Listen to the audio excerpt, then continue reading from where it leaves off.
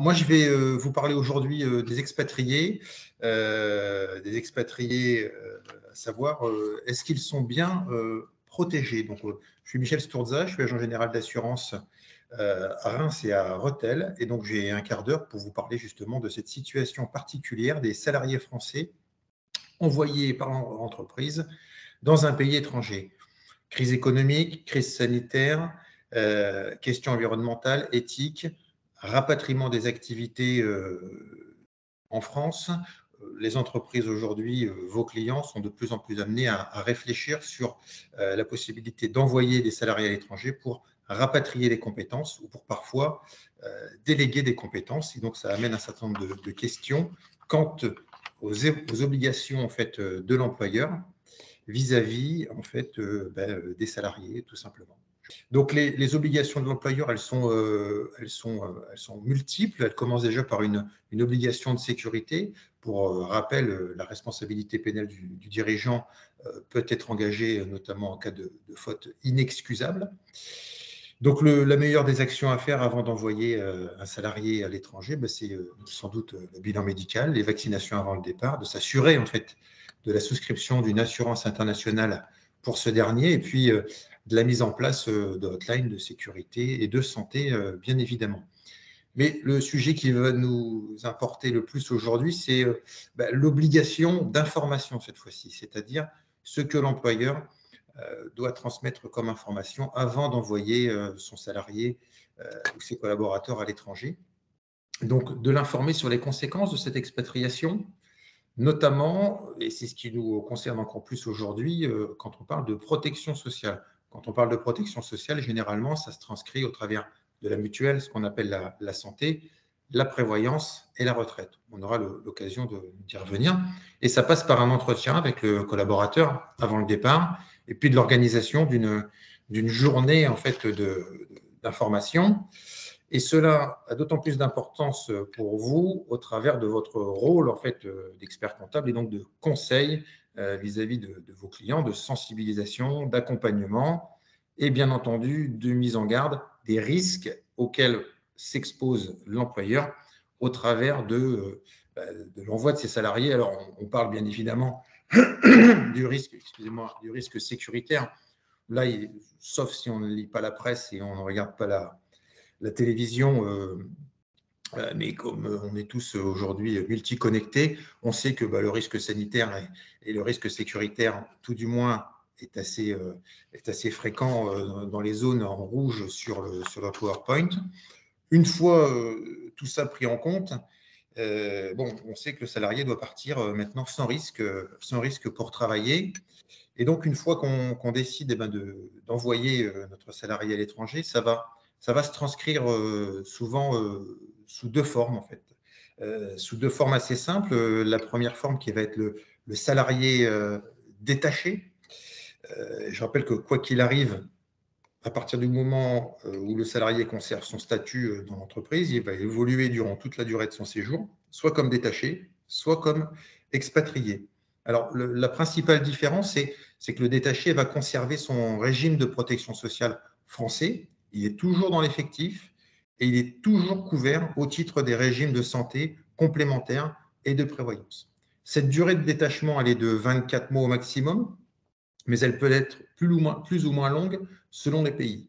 Ce qui fera la différence, c'est la façon dont le pays d'accueil va traiter notamment les cotisations en local. C'est ce qui fera qu'on sera dans le cadre d'un détaché et dans l'autre cas, dans le cadre d'un expatrié. Donc, cette protection sociale, elle est plus ou moins longue. Le salarié bénéficie de la carte d'assuré sociale européenne, est reconnu dans l'Union européenne avec quelques pays annexes, dont notamment 39 pays à majorité africains, grâce à une convention bilatérale de sécurité sociale. Les prestations seront acquittées par le salarié et seront ensuite remboursées en fait, par la sécurité sociale dans la limite des tarifs français, voilà, au travers de formulaires de la caisse de sécurité sociale, bien évidemment. Le deuxième statut, c'est le statut d'expatrié. Généralement, c'est quand on a un délai qui va être un petit peu plus long Et puis, donc c'est le délai maximum de détachement visé par le pays d'accueil, ou alors parce que la durée est inconnue. Cela peut être le cas lorsque l'entreprise, vous le savez, ouvre une filiale, par exemple, dans un pays. Et donc, dans ce cas-là, l'expatrié, lui, n'est plus rattaché au régime de la sécurité sociale français, mais il relève du régime local sur lequel il est, sur le territoire sur lequel il travaille. Donc, il perd le lien social avec la France, et il doit donc s'inscrire à la caisse des Français de l'étranger, ce qu'on appelle le CFE plus rapidement, afin de construire sa couverture sociale et de s'assurer des prestations familiales, de l'assurance chômage notamment, ce qu'on va détailler un petit peu plus loin. Donc vraiment, ce qu'il faut retenir, c'est que quand je deviens expatrié, ça va mettre en évidence les carences du pays d'accueil par rapport à ce que j'ai en France. Et donc, on peut notamment parler de l'absence d'assurance chômage en cas de retour en France. Et donc, ça va être charge à l'employeur de mettre des dispositifs en place donc pour pallier à ces éventuelles carences. C'est l'objectif de notre interrogation et notre échange de ce jour, puisque quand je suis détaché ou quand je suis expatrié, je voyage. Et donc, la première des choses, je voyage seul, je voyage en famille, mais la première des choses, c'est de s'assurer de sa responsabilité civile. Voilà, donc les préjudices que je vais pouvoir créer à autrui, et puis de l'assistance juridique, voilà, de mettre à jour mon dossier médical, et puis d'avoir une assistance rapatriement, voilà, une assistance rapatriement parce que, malgré tout, je peux être victime d'accident, il faudra que le rapatriement soit clairement encadré. Et puis, je vais voir les limites, par exemple, pour l'expatrié, il aura besoin de construire une forme de retraite de sous-capitalisation, par exemple, puisque le système social local ne suffira plus. Donc, vous aurez l'occasion de rentrer dans le détail, mais le CFE et la GIRC peuvent intervenir pour prendre en compte les salaires localement ainsi que les trimestres cotisés. Voilà. Si l'expatrié reste fiscalisé en France, à ça j'ai déjà eu la question il y a quelques années, les régimes complémentaires personnels comme le PER restent des outils performants. Voilà. Et il est à noter que l'expatrié en zone euro cumule ses droits acquis en France et ceux acquis dans le pays d'expatriation. Voilà. Alors, pour la prévoyance et pour la santé, un petit focus. Pour le détaché, comme nous l'avons vu, il reste couvert par le régime de la sécurité sociale. Voilà. Il sera simplement utile de vérifier les exclusions dans ces deux contrats de santé et de prévoyance, puisque les exclusions valables en France seront elles aussi valables à l'étranger. On peut imaginer par exemple la situation d'un arrêt de travail alors que le pays d'accueil est en conflit, comment cela sera traité. Et puis, je l'ai dit précédemment, mais la garantie rapatriement peut être limitée et insuffisamment accessible. Voilà. Et puis, il y a un dernier point pour le détacher, c'est la qualification de l'arrêt de travail. En cas d'absence de convention bilatérale entre les deux pays, on peut estimer qu'il sera difficile pour le médecin de la sécurité sociale de juger de la validité d'un arrêt de travail prononcé en l'absence de convention. L'expatrié, quant à lui, peut vivre dans un pays avec un système social public structuré et relativement performant, mais comme en France, il sera couvert par les soins médicaux, parfois plus ou moins chers, et avec forcément un décalage, notamment dans le mutuel, puisque le système français est vraiment très particulier dans la prise en charge et qu'il ne faudra pas exclure une prise en charge ou des dépenses bien supérieures à ce qu'elles peuvent être en France actuellement. Voilà. Donc pour tout ça, bien entendu, il y a des carences, mais heureusement, il y a des solutions. Alors ces solutions, elles existent, que ce soit pour le expatrié ou pour le détaché. Une fois revus, comme on l'a vu, les contrats de responsabilité civile et d'assurance juridique, le détaché, qui conserve les dispositifs de son entreprise, souhaitera garder pour lui et sa famille le même process, la même automatisation qu'en France. Il souhaitera également que les spécificités locales soient prises en compte en termes de tarifs, parfois sans aucune mesure avec ce que nous connaissons. Il y aura donc deux options. Être affilié à la CFE ou avoir l'assurance au premier euro. Voilà. Donc, la différence, c'est que quand je vais être affilié à la CFE, une fois que je serai souscrit, j'aurai souscrit auprès de la CFE, je pourrai bénéficier des garanties similaires à celles de la sécurité sociale française. Toutefois, je devrais avancer les fonds, alors que quand je serai au régime premier euro, en fait, j'aurai une intervention au premier rang de l'assureur. Ça veut dire que je garderai un vrai confort dans l'utilisation de ma complémentaire, puisque ma compagnie intervenant au premier euro, je n'aurai pas d'avance de frais à réaliser, et ce sera donc ma compagnie qui prendra en charge, en fait, dès le premier euro, et qui se chargera après de récupérer les fonds auprès de la sécurité, auprès de la sécurité sociale, pour compenser en fait ce fonctionnement. Voilà. C'est sans doute l'assurance au premier euro, c'est sans doute cette dernière option qui est le plus intégrée pour l'expatrié et sa famille, puisque un seul interlocuteur, c'est donc un système beaucoup plus confortable, même s'il est un peu plus cher qu'une solution du type CFE. Voilà.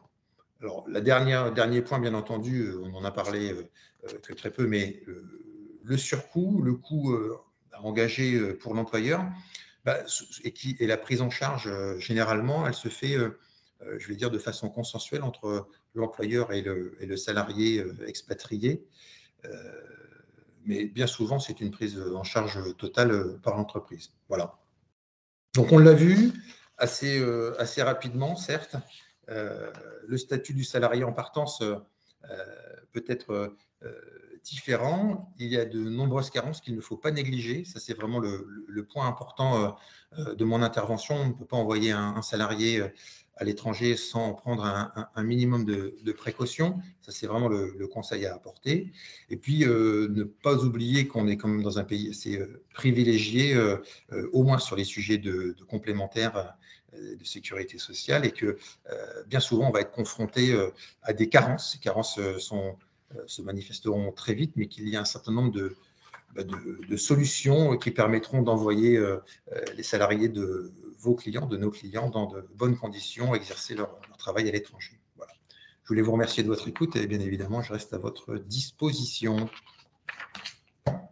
Est-ce que vous avez des questions? Alors, j'ai non, attendez voir. Est-ce qu'il y a une question? Non. Moi, j'en ai une. Bonjour, Karine. Bonjour! Euh, je- Je m'en ah, doutais. J'ai regardé, j'ai vu que tu étais en ligne. oui, je suis en ligne et donc je me sens bien concerné par la question. Ouais. Est-ce que tu peux nous parler, Michel, s'il te plaît, du dirigeant cette fois-ci à l'international? Parce qu'on a parlé des collaborateurs, des salariés détachés ou expatriés. Qu'en Oui. est-il de la protection du dirigeant? Donc un TNS, par exemple, qui ne serait pas SAS avec un contrat de travail. Alors, bonjour Abdelaziz, je pense que c'est ça qui s'est affiché. Oui. Voilà. Alors, ta question, elle est tout aussi intéressante que pour le salarié. Alors, effectivement, il y a deux cas de figure. Il y a le dirigeant qui va être assimilé salarié, et puis il y a celui qui va être travailleur non salarié. Alors, il aura de toute façon des carences lui aussi, puisque même s'il ne dépend pas du même régime et des mêmes régimes, il y aura forcément des carences je veux dire, à boucher, des solutions à trouver dans ces domaines, puisque il aura sans doute tout intérêt à continuer à bénéficier du système français, au moins en couverture complémentaire.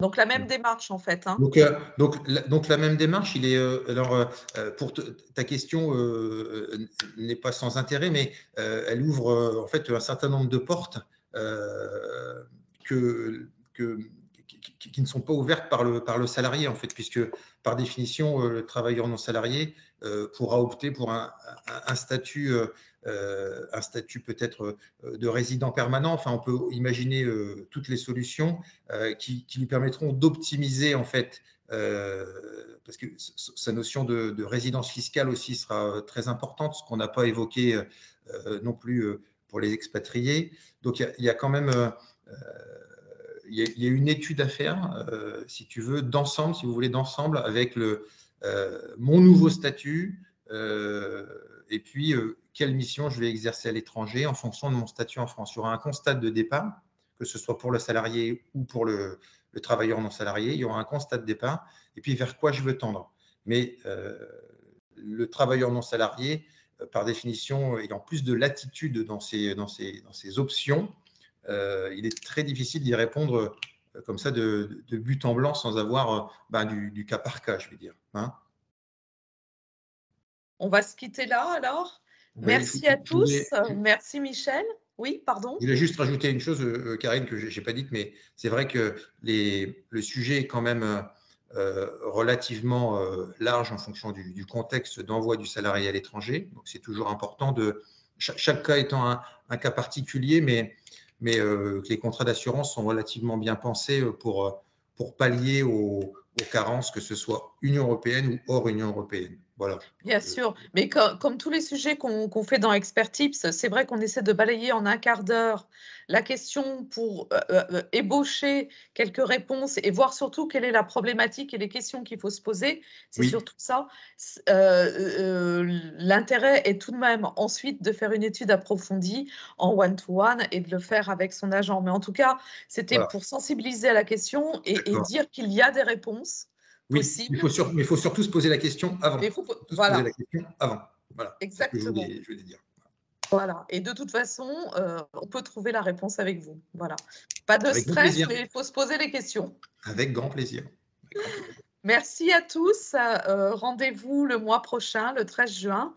Et puis en attendant, prenez soin de vous et à bientôt.